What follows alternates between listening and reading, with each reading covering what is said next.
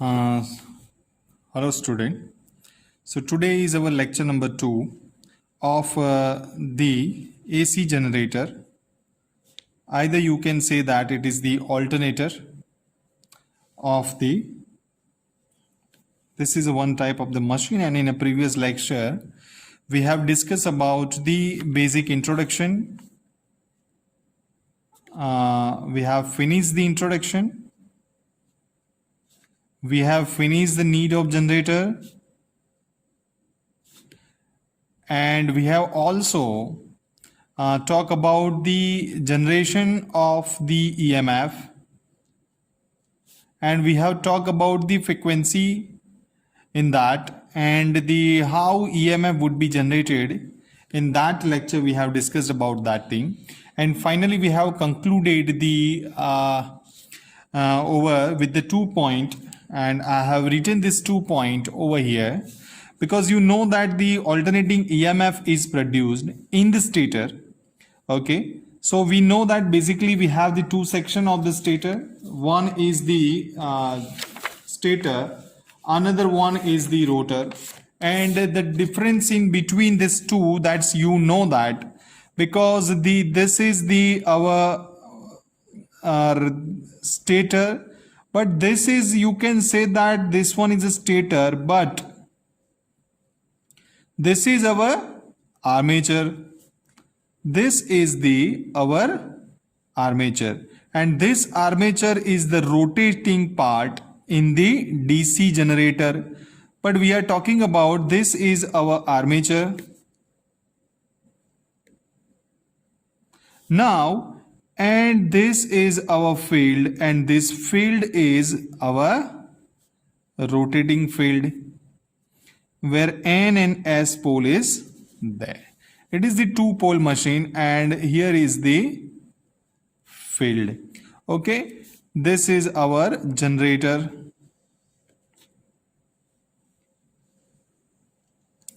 Where the current carrying conductor is over here. Here we have the different types of the current carrying conductors we placed. And according to the rotation of this, we have to generate the R phase, Y phase and B phase with the 120-degree phase difference. So our main target is that to generate this thing. Okay, when this field is rotated in this particular section, okay, for the generation, you know, we have also discussed about the exciters also. We have also discussed about the exciters, and this exciter is used to excite the field. Okay, and based on that we have to generate something. So hence the alternating EMF is produced in the stator. Okay, in this stator we have to generate the EMF whose frequencies depends on the number of N and S pole moving past a conductor in 1 second. That means, okay, you know that this is the frequencies depends on the rotation of your pole. Here is the two pole machine. This is the two pole machine. That means your frequency, you know that frequency F is equal to 1 by T. That means it is revolution per second. We can say that. If my pole is revoluted in particular second, that means you know that we have to generate the 50 Hz frequency. That means our rotation timing is 20 millisecond. So in a particular 20 millisecond, it would rotate the one cycle. Okay, so based on that, you can say that your 50 Hz frequency and an S pole moving in past in conductor, whose direction is given by Fleming's right hand rule. These two are, you should remember it. Okay. Now we are talking about the another way of the stationary armature. Okay, which is here. This is the our armature, and this is the stationary armature. You can say that this one is armature, but our armature is stationary. Okay, this is the stationary armature. So what is the advantages of this stationary armature? So we have talked about that thing. The advantages of the stationary armature is having the stationary armature and rotating field system. First advantage is that the output current can be led directly from fixed terminals on the stator to the load circuit without having to pass it through brush contacts. That means here we have not the brush contacts, and this stator is directly connected to the load, you can say that. So this is the good advantage of this type of the machines at this type of the connection where the armature is your stationary. Okay, so another point of view, another advantage we can say that another advantages of this stationary armature is it is easier to insulate stationary armature winding for high AC voltages which may have as a high value of 30 kV or more. That means if your armature, your conductor is designed for particular voltages and you can insulate very easily, you can provide the very easy insulations in this system, and the sliding contact, that is slip rings, are transferred to low voltage low power DC field circuit which can therefore be easily insulated. Another advantage is that the armature winding can be more easily braced to prevent it is more easily raised to prevent only deformation which could be produced by the mechanical stresses set up as a result of short circuit current and high centrifugal forces to play. Okay, so these are the four advantages which we have discussed. Now the detail we have to construction. We are talking about the detailed construction of this machine. First is stator frame. This is the outer side, you can say that this one is your stator frame. So what are the construction point of view, what we can see that, so in the DC machine, so the outer frame is called the yoke, you know that, and serves to carry the magnetic flux, but in alternators it is not meant for the purpose. Here it is used for holding the armature stampings and winding in position. So okay, you know that this is the one stamping. There are number of the stampings are to get together, and we just pressed it and make the armature. And just we want to hold this armature in particular area, in particular system, that is become of the yoke.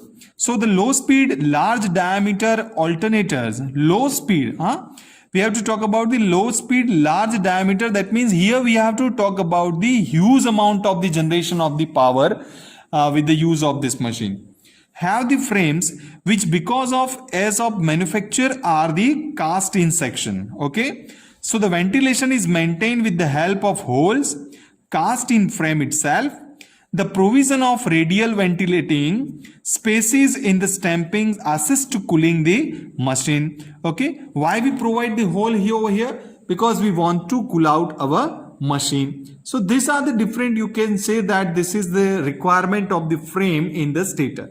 So these days, instead of using the casting frames, we are generally fabricated from the mild steel plates welded together in such a section. Why?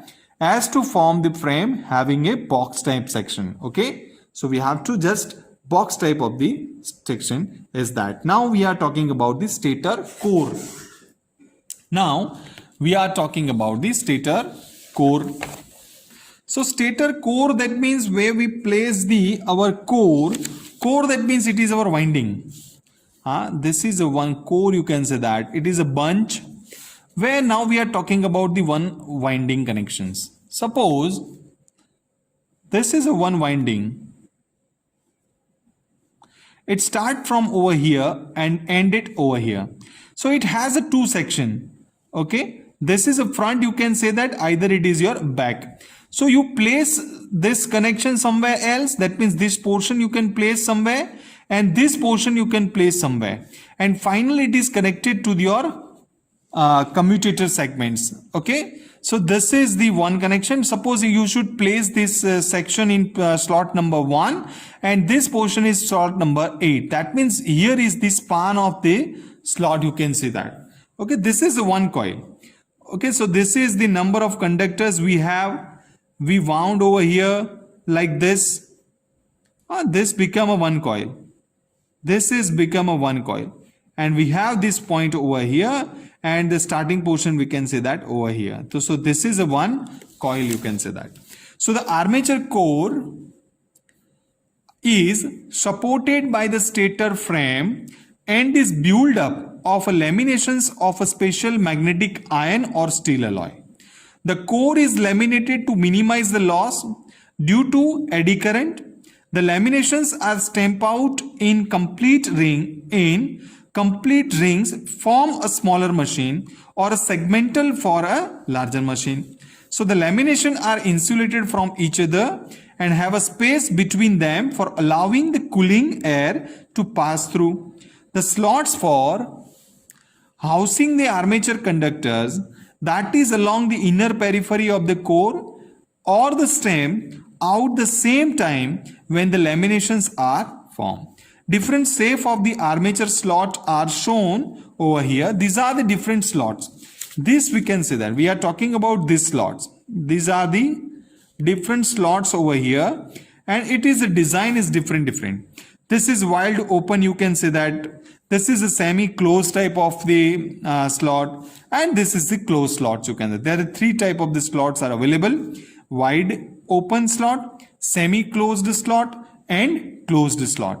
Okay, so now we are talking about the another portion, same in the slot point of view, in the stator core. So in the stator core, one more we add on this. Moreover, the wide open type of the slot also used in wide open type of the slot. Wide, we can draw over here the wide open type slot. That means this is the wide open type of the slot. This is the wide open type of slot.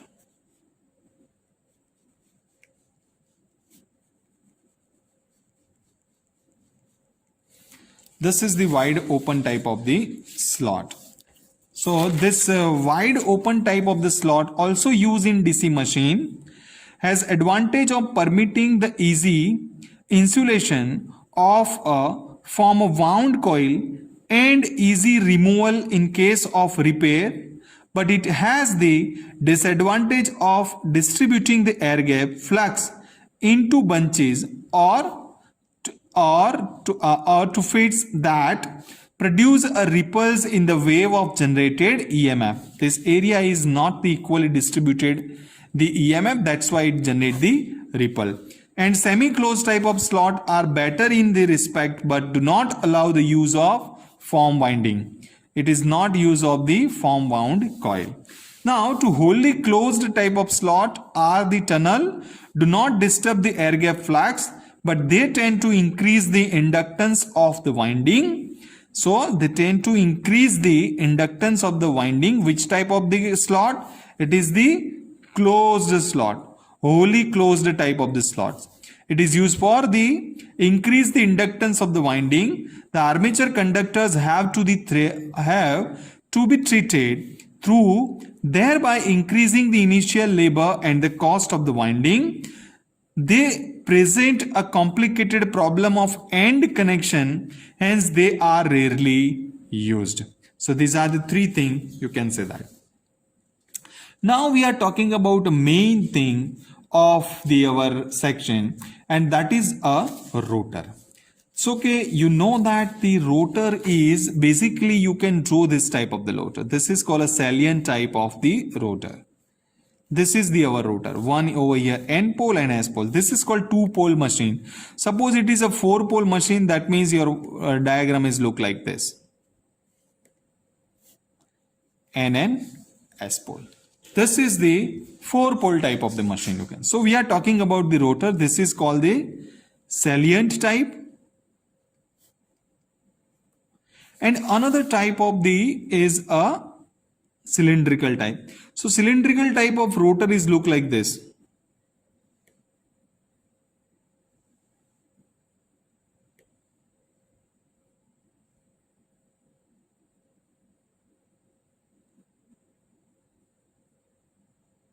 This is the rotor. Where is your S pole? This is your S pole. Then it is become an N pole. Here you place the winding. So this is your cylindrical pole. Understand the difference between these two. This is your salient pole and this is your cylindrical pole. I will give you the very good figure. This is the figure, you can see that. This is the salient pole, or you can also say that it is your projecting pole, and this is your cylindrical type of the pole. These two are the very important whenever we have to discuss about the generator. The type of the rotor is very important. So you can remember it, there is a two type of the rotor. One is your salient pole type and another one is your cylindrical type. So now we are talking about the rotor. One is a salient pole type rotor and another one is a cylindrical pole type rotor. That means you know that this is your salient pole type rotor and this is your cylindrical pole type rotor. Okay. So what are the differences that we have seen over here?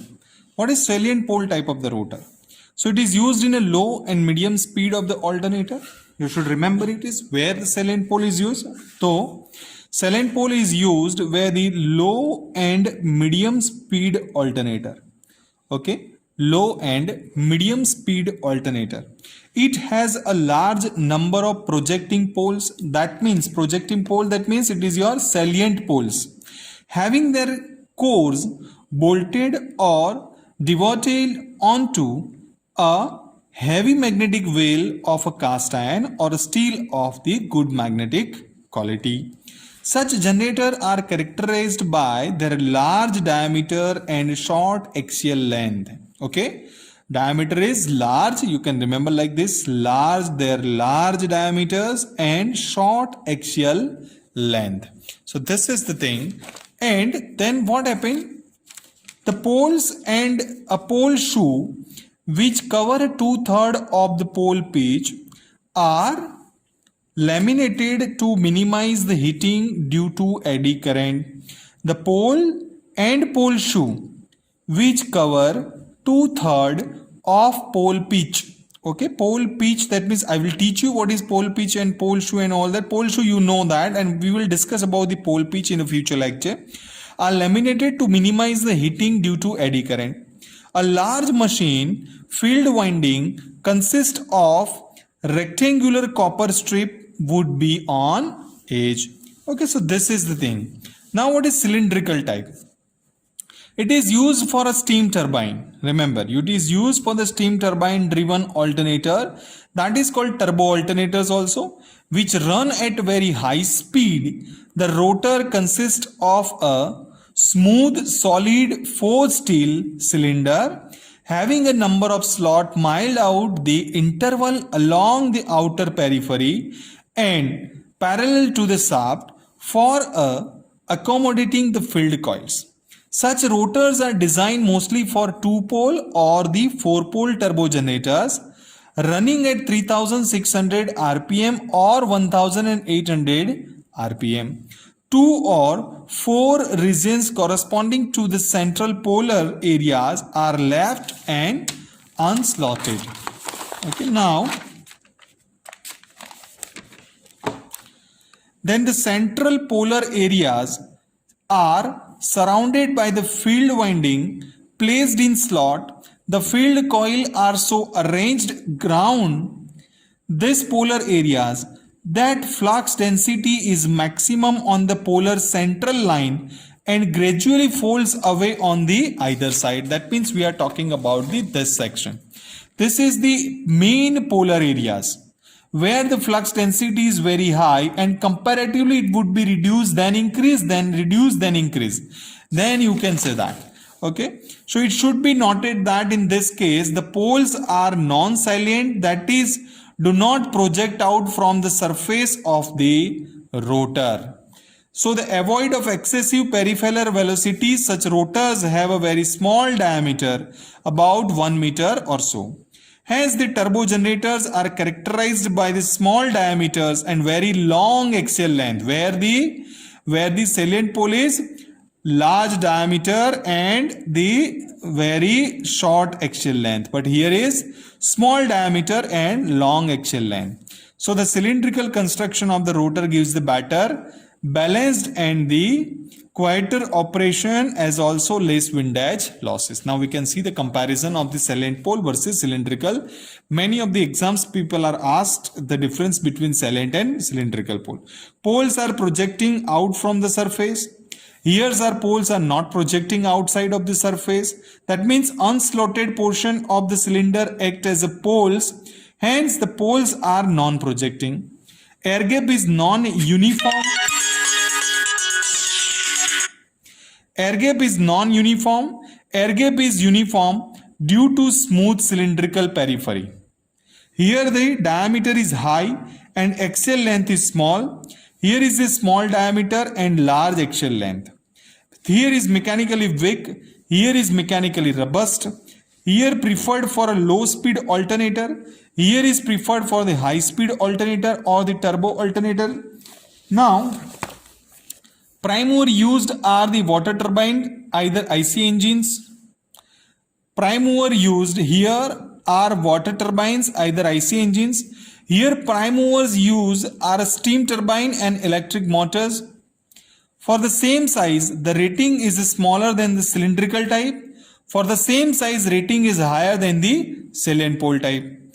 The separate damper winding is provided and separate damper winding is not necessary. Now we are talking about what is damper winding. So damper winding, most of the alternators have their pole shoe slotted for receiving a copper bar of or a grid or a damper winding. That means it is look like this.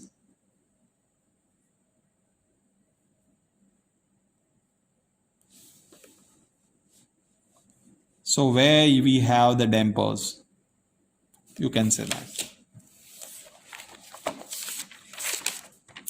Okay, so we project like that. So copper bars are short circuited at the both end of heavy copper ring. That means here we have to place the copper rings like that and it is the short circuited. These dampers are useful in preventing the hunting either momentarily speed fluctuations. Okay, in the generator sometime what happens, the fluctuations of the speeds are there and because of the fluctuation of the speed we have the problem of the power generation and the power transmission. That means it creates the issues of the power angle delta. So that means if you want to nullify or neglect that issues, that means you can use the damper windings. So in the generators, I need the synchronous motor to provide the starting torque. It should be clearly understood that under the normal running condition, damper winding does not carry any current because rotor runs at the synchronous speed. Okay, so it would be operated when we have the unsynchronous, there is not a synchronization, it is desynchronization system. That means synchronization is not there, that moment damper winding is in picture. So damper winding is also tends to maintain the balanced three-phase voltage under unbalanced load condition. This is the biggest advantage of the damper winding. You can write like that. The damper winding also tends to maintain the balanced three-phase voltage under unbalanced load condition. Okay.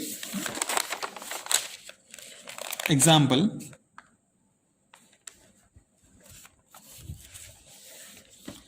So damper winding is the winding placed in the pole faces of the synchronous machine, which makes the synchronous machine self-starting. Okay, this is the, you can say that.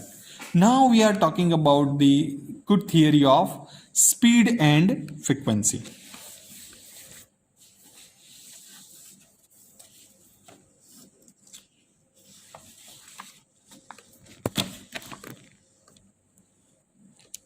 Now,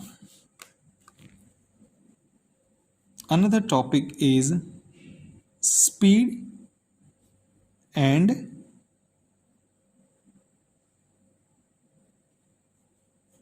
frequency. Okay, speed and frequency.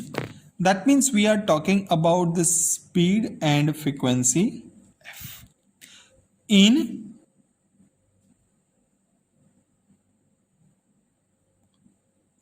alternator.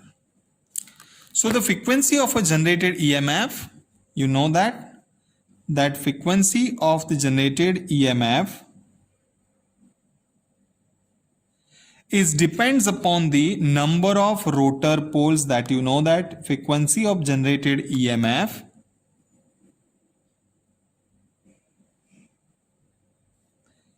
depends upon the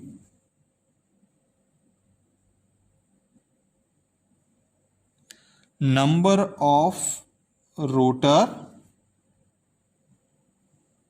poles and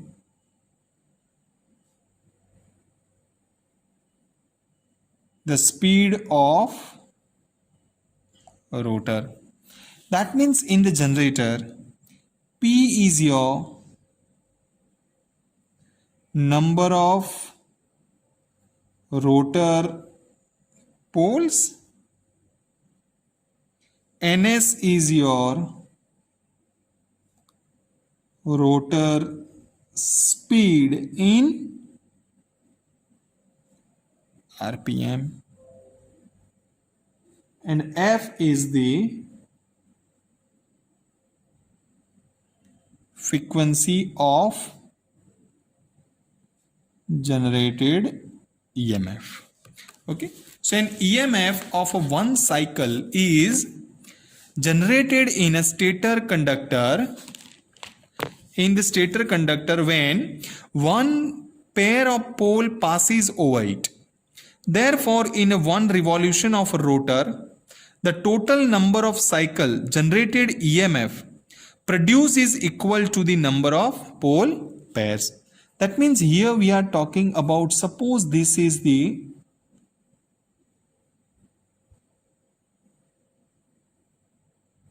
stator.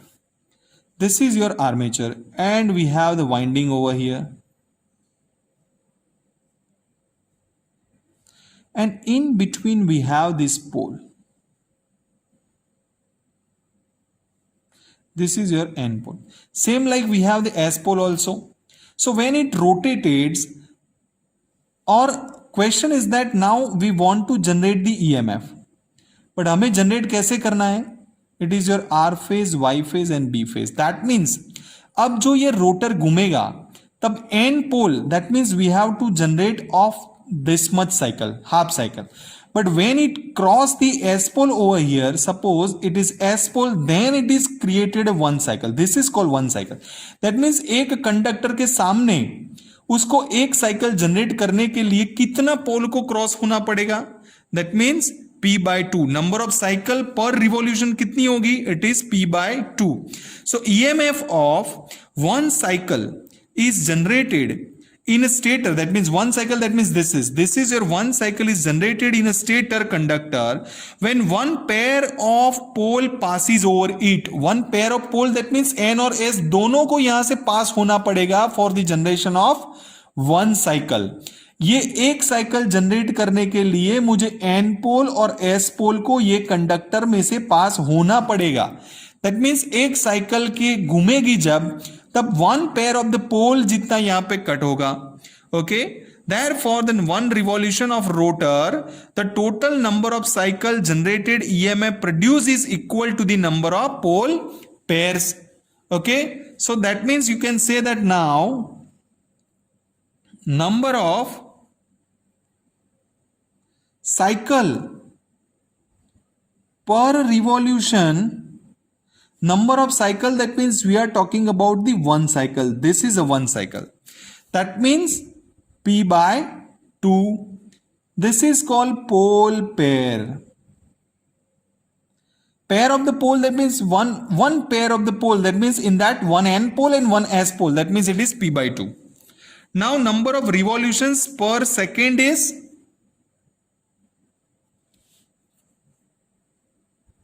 number of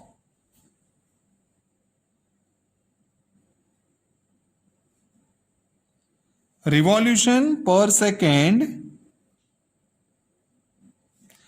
is Ns by 60. So now frequency generated is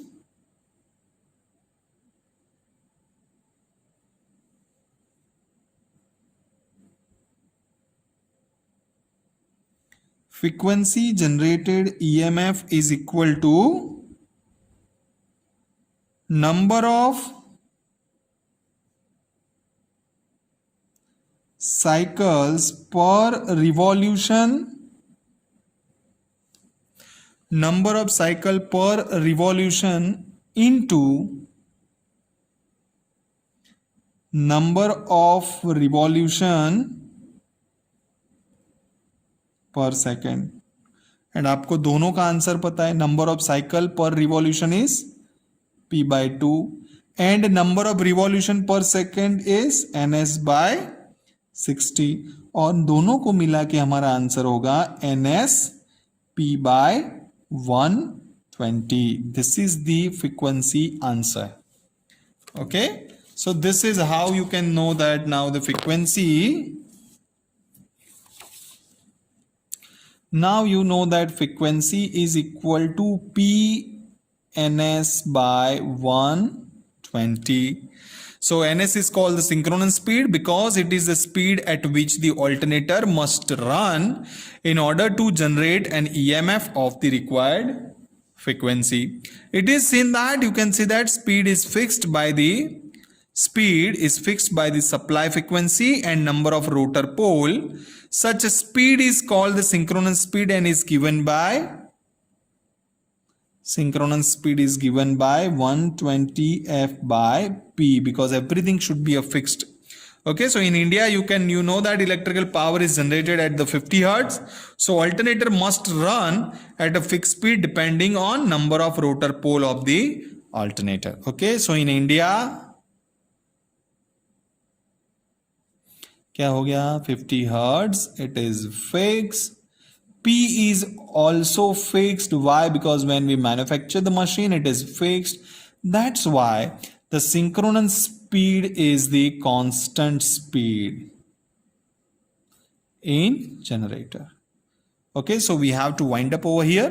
This is the end of lecture number 2 and we will continue in the lecture 3 tomorrow. Okay, thank you till that.